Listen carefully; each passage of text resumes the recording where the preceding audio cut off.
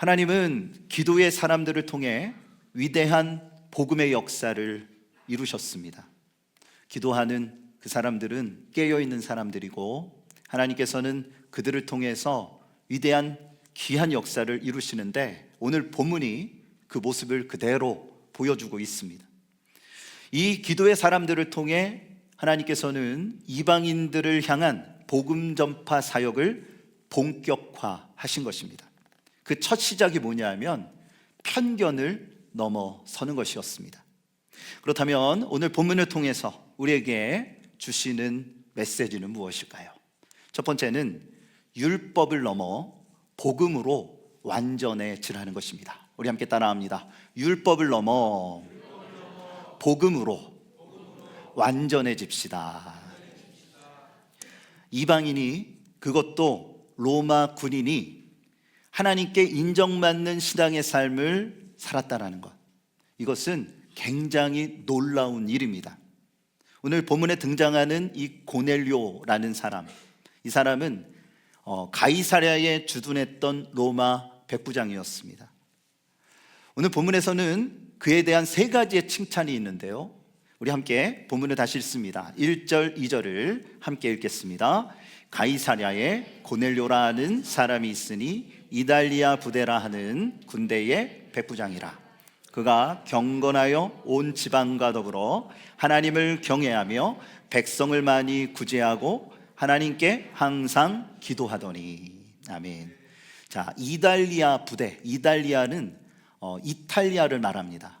그것을 이제 성경에는 그렇게 표기를 합니다. 이달리아 부대. 그는, 고넬료라는 그 사람은 로마의 군대의 백부장의 이러한 직위를 갖고 있는 사람이었어요. 그런데 그가 하나님께 인정받는 신앙의 삶을 살아가는데 본문은 세 가지를 구체적으로 칭찬합니다. 첫 번째가 경건한 삶을 살았다라는 것입니다. 본문은 2절에 보면 그가 경건하여 라고 기록을 하고 있죠. 그는 진정으로 하나님을 경외하는 사람이었어요. 그는 어떤 사람입니까? 로마 백부장이고 유대인이 아니라 이방인이었다라는 거죠. 그랬는데 그에게 신앙이 있었어요. 하나님을 진심으로 경외하는 믿음이 있었다라는 겁니다. 그뿐만 아니라 그는 온 집안을 하나님께로 인도하여 믿음의 가정을 이루었어요. 그래서 하나님께서 원하시는 귀한 신앙의 가정으로 주님 앞에 세워졌다라는 것입니다. 두 번째 칭찬은 뭐냐면 그는 구제의 삶을 살았습니다. 고넬료는 믿음을 삶으로 실천할 줄 아는 그러한 믿음의 사람이었어요. 그는 어느 정도 율법에 정통했던 것 같습니다. 그래서 유다 백성들에게 자비와 선행을 많이 베풀었고요, 그 공로를 인정받게 되었다라는 거예요. 여러분 생각해 보십시오. 우리나라가 일제에 이러한 참 식민 치하에 있었던 시절이 있었죠. 그러한 일본인 장교가 신앙을 갖고 구제를 하며 여러 가지 많은 일들을 베풀었다라고 한번 생각해 보십시오. 비슷한 경우입니다. 그는 지금 유대라는 그 나라 안에서 하나님에 대한 신앙을 가졌고 또한 그 말씀의 법에 따라서 구제의 이런 모든 일들을 하는데 이것이 자신만의 신앙을 위한 것이 아니라 사람들 가운데 그 마음이 전달이 됐다라는 거예요. 그리고 이러한 신앙의 모든 행동들을 그 구제를 받았던 모든 사람들이 인정하고 칭찬했다라는 것입니다. 이것은 결코 쉬운 일이 아닙니다. 그럼에도 불구하고 그러한 일들을 꾸준히 은혜 안에서 행한 이 고넬료, 그는 이러한 인정과 칭찬을 받았어요. 마지막 세 번째는 뭐냐 하면 기도의 삶을 살았다라는 것입니다. 고넬료는 항상 기도하는 사람이었습니다. 이는 기도가 몸에 배어 있을 정도로 기도의 훈련이 되어져 있었어요. 그래서 시간을 정하여 하나님의 은혜 안에서 기도하는 그러한 삶을 살았다라는 것입니다. 여기에서 우리가 깨닫게 되어지는 것이 무엇일까요? 여러분, 이 세 가지, 경건하고 구제의 삶을 살고 또한 기도의 삶을 살았던 이 모습을 성경은 분명히 기록하고 칭찬하는데 이를 통해서 보여주고자 하는 이 모습, 이거에 뭘까요? 그가 비록 정복자고 이방인이었지만 오히려 신앙적인 면에 있어서는 유대인들보다 나았다라는 것입니다. 유대인들보다 나은 영적인 삶을 살았다라는 거예요. 그에게는 외식주의와 형식주의가 전혀 없었어요. 그의 신앙은 믿음과 실천을 아주 균형 있게 이루어가는 이러한 건강한 신앙의 정신이 있었다라는 것입니다. 그러기에 하나님께서 왜 수많은 사람들 중에 고넬료를 택하셨는지를 우리는 분명히 알 수 있게 됩니다. 그렇습니다. 그는 하나님이 인정하는 사람이었어요.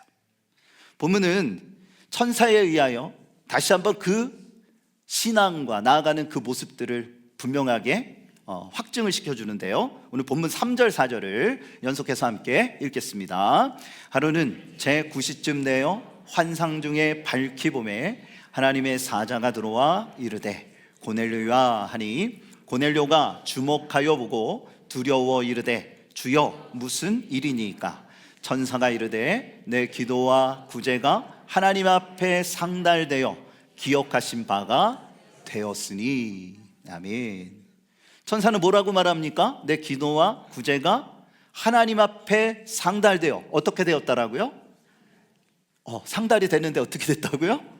기억하신 바가 됐다라는 거예요. 누가 기억하십니까? 하나님이 기억하시는 그러한 모든 것들이 되었다라는 거죠. 이것은 이 원문을 보면 구약 제사에 쓰였던 표현이 나옵니다. 고넬료의 이 기도와 구제가요, 아름다운 향기가 되어 하나님 앞에 올라갔다라는 것입니다. 구약의 제사를 보면 번제로 드려지잖아요. 제물을 하나님 앞에 가지고 오고 그 제물을 각을 떠서 번제단에 올립니다. 그리고 불로 태우죠.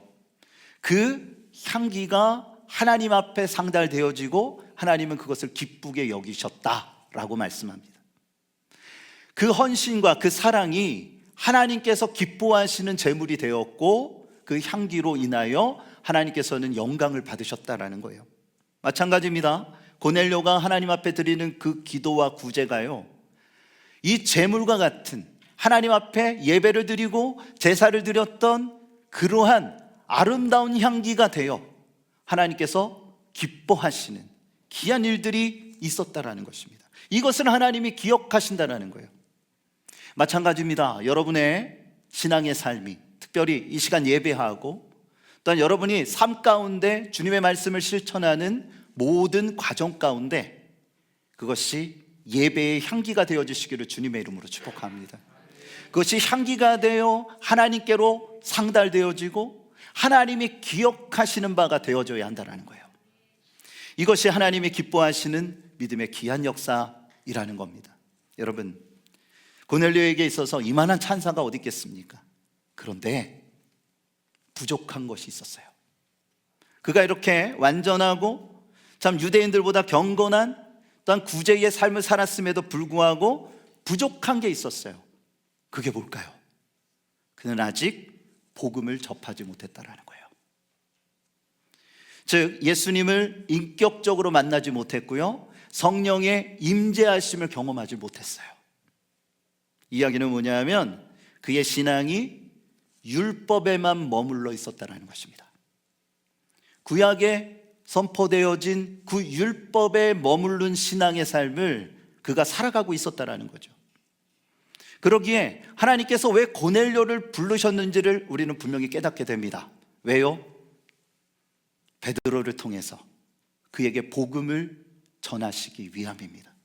그가 인격적으로 예수님을 만나 하나님 안에서 성령을 체험하고 주님께서 기뻐하시는 믿음의 삶을 살아가게 하시기 위하여 하나님께서 그를 부르셨다라는 거예요. 여러분, 우리는 어떠합니까? 우리의 신앙이 율법에 머물러져 있는 것이 아닙니까? 주님을 바라보며 믿음의 삶을 살아간다라고 그렇게 자부하고 그러한 신앙의 삶을 살아감에도 불구하고 사실 알고 보니 고넬료처럼 율법에만 머무르고 복음을 향하여 그 복음이 나의 삶 가운데 역사하심을 우리가 체험하고 또한 증거하는 삶을 살아가고 있는가? 아니면 그렇지 아니한가? 우리 자신을 다시 한번 점검해야 한다는 거예요. 여러분, 신앙은요, 율법을 넘어 복음으로 완전해지는 것입니다. 율법을 넘어 복음으로 완전해지는 신앙, 이것이 성하고 하나님께서 주시는 은혜의 역사를 통해 우리가 열매를 맺어가는 그러한 삶이 되어진다라는 거예요. 하나님은요, 고넬료에게 이렇게 명령하십니다. 5절, 6절 말씀 다 같이 함께 읽겠습니다. 내가 지금 사람들을 요빠에 보내어 베드로라 하는 시몬을 청하라. 그는 무두장이 시몬의 집에 유숙하니 그 집은 해변에 있다 하더라. 아멘.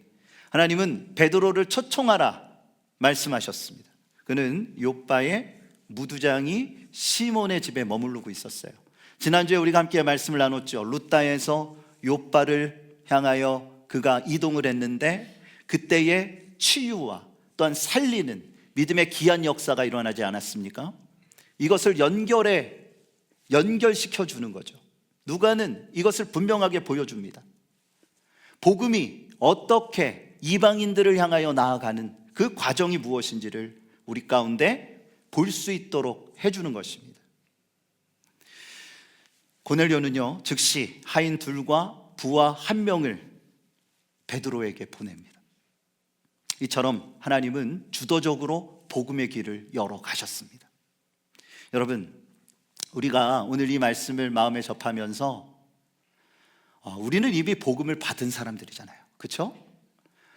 아닌가요? 뭐라고 좀 반응을 좀 해보세요. 우리는 정말 율법을 넘어 복음을 받은 사람들이잖아요. 그 복음의 귀한 역사 속에 믿음으로 살아가야 합니다. 하나님이 원하시는 믿음의 길을 걸어가야 합니다. 그럴 때 하나님께서 기뻐하시는 결실을 맺을 수가 있습니다. 바라기는 그런 믿음의 선한 역사가 여러분의 삶 가운데 가득하시기를 축복합니다.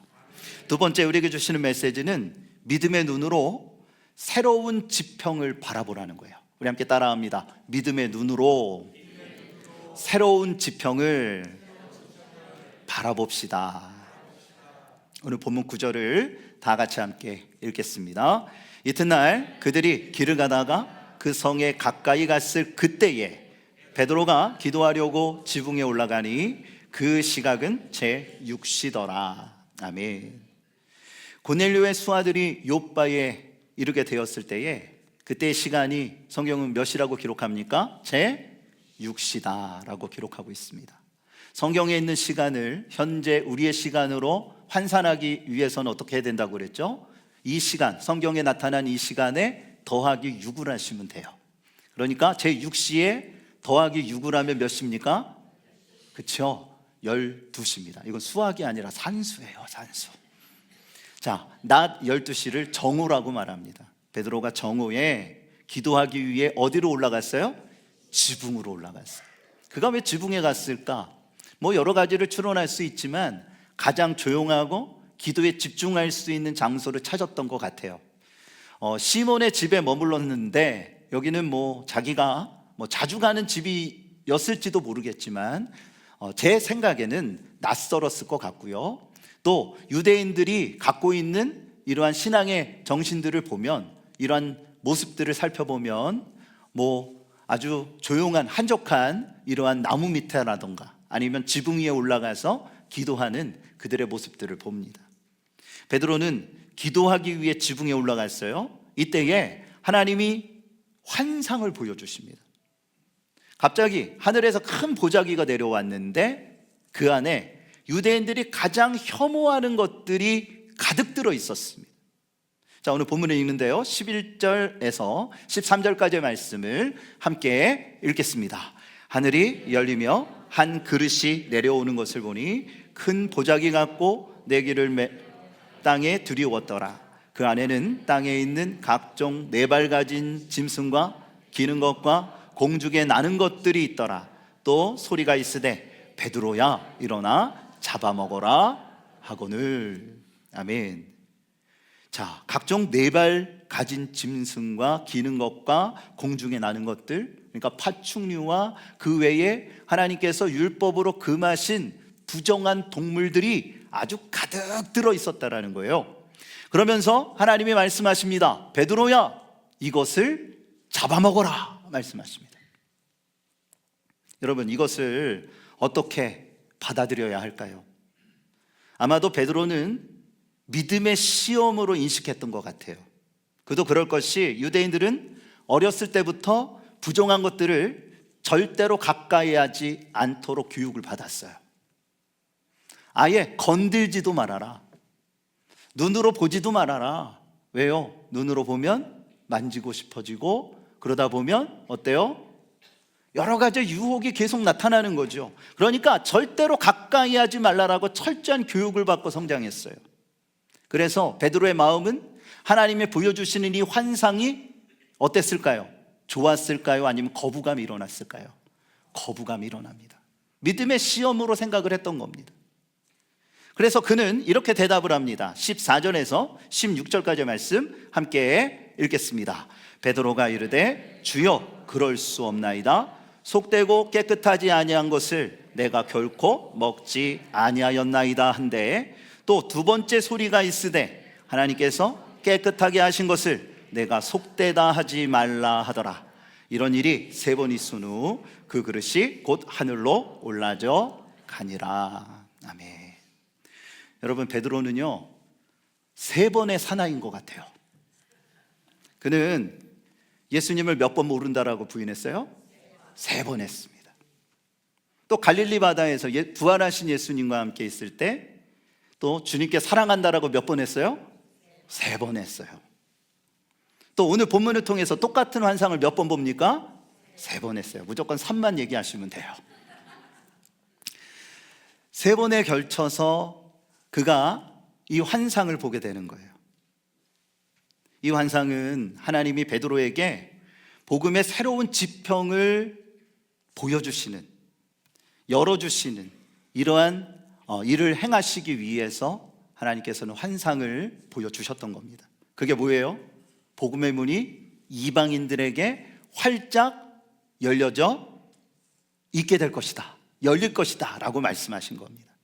그리스도의 피가 만물의 부정한 것을 깨끗하게 씻었다라는 거죠. 이제 폐지된 예법, 곧 율법으로 인한 편견을 내려놓고 주님이 열어주신 새 법, 곧 복음을 따라야 함을 일깨워 주신 거예요. 여러분, 여기에 보면 뭐라고 이야기합니까? 14절, 또한 16절까지의 말씀을 보면 베드로는 아주 자신 있게 이야기하죠. 속되고 깨끗하지 아니한 것을 내가 결코 먹지 아니했습니다. 그러자 주님께서 뭐라고 말씀하십니까? 하나님이 깨끗하게 하신 것을 내가 속되게 하지 말아라. 이게 무슨 말일까요? 하나님께서는요, 유대인들이 갖고 있는 편견을 깨시는 거예요. 그들은 어떠한 신앙과 믿음을 갖고 있습니까? 누구의 후손이라는 자부심이 있어요? 우리는 아브라함의 후손이다. 혈통에 대한 자부심. 하나님이 우리의 선조 아브라함을 택하셨고 그의 후손들에게 구원과 위대한 은혜의 역사를 이루신다라는 그 믿음. 그런데요, 이것이 지나쳤어요. 그래서 이방인들을 정말 죄인 취급을 했고 사람 취급을 하지 않습니다. 심지어는 혈통을 잃었다 하여서 같은 동족이었던 북이스라엘 사람들, 사마리아인들을 사람 취급을 하지 않았어요. 자신만 의롭다라고 여겼어요.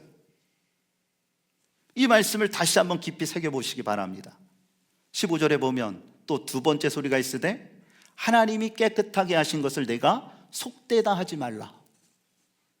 그가 갖고 있는 그 생각, 그 편견은 뭐냐면 이방인들에게 있어서 복음이 전해져야 한다는 명령을 받았으나 그렇게 하지 못합니다. 그런 율법적인 편견에 사로잡혀 있었다라는 거죠. 그때 하나님이 선포하시는 거예요. 그들을 내가 이미 깨끗하게 하였다. 그들에게 복음을 전해야 하는 것이 너의 사명이다. 그들이 누굽니까? 오늘 본문에 등장했던 고넬료예요. 고넬료의 가정이에요. 그 가정을 향해 나아가라는 말씀이에요. 그들에게 뭐를 전해요? 복음을 전하라는 것입니다. 주 예수 그리스도를 인격적으로 만나게 하고 성령의 놀라우신 역사를 나타내라는 것입니다.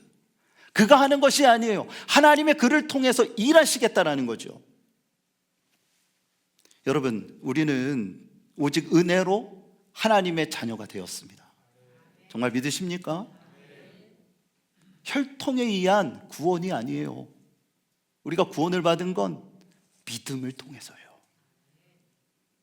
여러분의 믿음을 하나님께서 의롭게 여겨주시는 거예요. 내가 예수 그리스도를 구세주로 영접하고 그분을 믿고 그분을 따라가게 되었을 때 우리에게 주어지는 놀라운 복이 있으니 이것은 하나님의 자녀가 되는 것입니다. 하나님을 아버지, 아버지라 부를 수 있는 거예요. 우리에게 하나님께서 주시는 놀라운 복이 있으니 그것이 바로 영생이라는 것입니다. 그런데 우리 자신을 되돌아볼 때 나도 모르게 베드로처럼 아니면 유대인들처럼 편견의 벽을 만들고 그 안에서 율법적인 판단으로 다른 사람들을 대하고 있지는 않은가? 여러분, 초가을이 되면 자동차 소음과 함께 그 소음에 버금가는 아주 큰 울음소리가 울려납니다. 무슨 소리인지 아세요? 매미 소리예요. 매미 소리가 한 마리만 있어도 너무 정신이 없는데 몇 마리가 같이 동시에 하모니를 이루면 야, 그들은 음악이요 아니면 뭐 어떤 소리일 수 있을지는 모르나 우리에게는 굉장히 큰 공해가 되겠죠. 그래서 좀 매미를 살펴봤어요. 매미는 보통 7년에서 11년 동안 땅속에서 유충으로 지낸대요. 몇 년 동안요? 7에서 11년 동안. 이때에 10번을 넘는 허물벗기를 한다라고 합니다. 그리고 땅 위로 올라와서는 딱 한 번, 지금 사진이 뜨죠? 허물을 벗게 되는데 이거를 우화라고 말해요. 우화. 이를 통해서 매미가 되는 거예요. 여러분이 보시면은 매미가 어떠한 것에 올라타 있는 것처럼 보이지만 저 이제 좀 짙은 색깔의 그 모양이 바로 허물이에요. 저것을 벗어내어서 저렇게 매미가 되는 거예요. 이 과정이 4시간에서 5시간 걸린대요. 여러분 생각해 보십시오. 정말 딱딱하게 굳어진 이것을 깨는 거예요.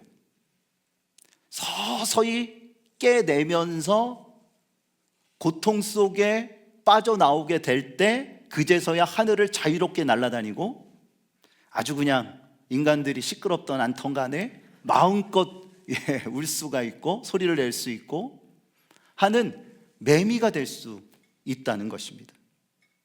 여러분, 우리도 마찬가지입니다. 그리스도인들은요, 신앙의 허물벗기가 필요한 것 같아요. 우리가 믿음의 삶을 살아감에 있어서 하나님께서 기뻐하시는 게 뭘까요? 날마다 더 새로워지는 거예요. 신앙이 아침마다 새로워져야 돼요. 예레미야가 그런 고백하잖아요. 하나님, 너무나도 고난과 고통이 나의 삶을 짓누릅니다. 나라는 망했고 백성들은 식민 치하 속에서 고통을 당하잖아요. 그 신음소리가 하루하루가 불안한 거예요. 어떠한 일이 벌어질지 몰라요. 너무나도 고통스럽습니다. 이러한 것들이 아침마다 너무너무 힘든 거예요. 그런데 그때마다 하나님이 주시는 은혜가 있었다라는 거죠. 그래서 그는 영적인 호흡을 하며 하루의 삶을 또 열어가는 것입니다. 하나님이 원하시는 건 뭐냐면 여러분, 편견의 벽에 갇혀서 그 안에서 나는 신앙의 삶 잘 살아가고 있어, 믿음의 삶 잘 살아가고 있어 라는 착각을 하나님께서 원하지 않으세요. 여러분의 신앙을 보십시오. 우리끼리 좋으면 못합니까? 우리끼리 신앙생활하고 우리 속회 너무 좋아, 우리 선교회 너무 좋아, 우리 교회 너무 좋아, 우리끼리만 좋으면 뭐예요? 하나님이 원하시는 건 뭐예요? 복음을 전하는 것이고 하나님의 나라를 확장하는 거 아닙니까? 그런데 신앙의 삶을 하나의 일종의 즐거움과 즐기는 것으로만 여길 때가 우리는 많다는 거예요. 그것을 무엇으로 만듭니까? 율법으로 애워싸는 것입니다. 편견의 벽을 만드는 것입니다. 그리고 그 안에서 나와 좀 다르다 하여 율법적인 판단을 내려버립니다. 정죄해버린다는 거죠. 여러분, 예수님 시대에 종교 지도자들과 다를 것이 무엇입니까? 바리새인과 다를 바가 무엇이냐라는 거예요. 우리는 이 시대에 살아가는 다른 일종의 바리새인이 아닙니까? 하나님이 원하시는 것은 이거예요. 예수님 이렇게 말씀하십니다. 오직 새 포도주는 무엇에 담아요? 새 부대에 넣느니라. 오직 새 포도주는 새 부대에 담는 것이 세상적인 이치예요. 그런데 우리는 어떠합니까? 낡은 부대를 붙들고 기도하기는 주여 새 마음을 주옵소서라고 그렇게 기도하며 살아가는 이러한 모습은 아닐까요?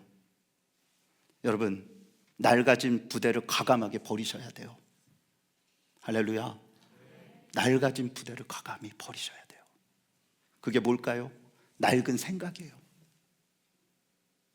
우리의 고집들이에요. 우리가 갖고 있는 신앙적 편견과 습관들이에요.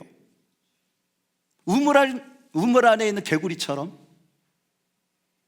이게 전부인 줄 아는 거예요. 이것을 우리가 깨고 알 수 있는 것은 성령의 도우심을 받아야 돼요. 우리의 시각이 열려야 합니다. 우리의 믿음이 주 예수 안에서 굳건하게 세워질 수 있어야 합니다. 내가 갖고 있는 생각이, 내가 갖고 있는 이러한 습관들이, 그래요, 이 모든 것들을 부정할 수는 없죠. 그런데 이것이 육적인 것이라면, 내 자신만을 위한 것이라면 우리는 심각하게 고민해야 돼요. 이것이 낡은 부대가 아닌가? 주님께서는 우리에게 새 포도주, 우리 가운데 새로운 은혜와 능력과 권세를 부어주시는데 나는 변화되지 않기를 바라요. 왜요? 힘드니까. 여러분, 아까 그 매미가요, 아까 몇 시간 걸린다고 그랬어요? 그 허물을 벗기 위해서 4시간에서 5시간 모든 에너지를 다 쏟는 거예요. 새로운 일을 할 때 여러분 그냥 거저대는 거 있어요? 어떤 자격증을 따기 위해서 그냥 대충 공부하면 딸 수 있습니까? 그렇지 않잖아요. 어떤 것을 얻기 위하여 우리가 정말 최선을 다하는 것처럼 신앙의 삶도 마찬가지예요. 나의 낡은 생각을 깬다는 게요, 여러분 결코 쉬운 게 아니에요. 오랫동안 몇십 년 동안 내 안에 굳어져 있었던 생각과 편견과 습관들을 깬다라는 거, 고집을 깬다라는 거, 이거 쉬운 일이 아닙니다. 내 노력으로도 되어지는 일이 아니에요. 성령께서 도와주셔야 돼요. 그럴 때 우리의 속사람이, 우리의 마음이요, 부드러워질 수 있어요. 돌같이 굳어진 이 마음이 예수 그리스도의 정말 능력의 방망이로 두들겨질 때 부드러운 마음을 품을 수 있어요. 예수님의 마음을 품을 수 있게 된다는 거죠. 여러분, 그러한 사람이 믿음의 눈으로 새로운 지평을 바라볼 수 있습니다. 여러분의 믿음의 삶이요, 신앙의 발목을 잡는 삶이 되시지 않았으면 좋겠어요. 주님을 바라보며 믿음 안에서 하나님이 기뻐하시는 그 방향을 향해 나아가셨으면 좋겠어요. 오늘 말씀 베드로에게 하나님께서 3번이나 환상을 보여주시면서 내 생각이 달라져야 한다, 내 믿음의 지평이 더욱더 넓어져야 한다, 하나님이 깨끗하게 하신 것을 더럽다 말하지 말라. 결국 바뀌어야 될 사람은 내 자신인 것입니다. 새로워지고 그 말씀에 순종해야 될 사람은 다른 사람이 아니에요. 옆에 앉아 계신 분이 아니에요. 내 자신입니다. 설교하는 내 자신, 또 여기 앉아 계신 여러분 한 사람 한 사람이 내 자신을 바라보며 내 자신을 깰 때, 정말 온 힘을 다하여 성령님의 도우심 속에 그 안에서 허물을 벗어낼 때 자유롭게 하늘을 날아다녔던 매미처럼 하나님의 은혜의 역사를 이루는 그 복음에 참여할 수 있게 되는 것입니다. 여러분, 이것이 아침마다 새로워야 돼요. 어제 것을 갖고 살아가지 마세요. 지금 나에게 주신 은혜를 갖고 살아가셔야 돼요. 내일은 내일 주어지는 그 은혜를 갖고 살아가셔야 돼요. 이 의식을 갖고 우리가 믿음을 지키며 나아가면 쉬워요. 그런데 하루 이틀을 미루고 그러한 생각을 나도 모르게 그러한 생각이 굳어지게 되면 우리는 또 힘든 그 허물을 벗는 시간을 갖게 되는 거예요. 여러분, 주님을 바라보며 편견을 넘어선 복음이 이방을 향하여 선포되어져 나아갔던 것처럼 하나님의 놀라우신 능력의 역사가 내 안에 함께 하셔서 편견의 벽, 율법의 벽을 내 안에 나도 모르게 감싸고 만들었던 이러한 모든 것들을 깨어버리고 주 예수 안에서 날마다도 새로운 믿음의 삶, 신앙의 삶을 펼쳐가실 수 있는 저와 여러분들이 되어지시기를 우리 주 예수 그리스도의 이름으로 축복합니다.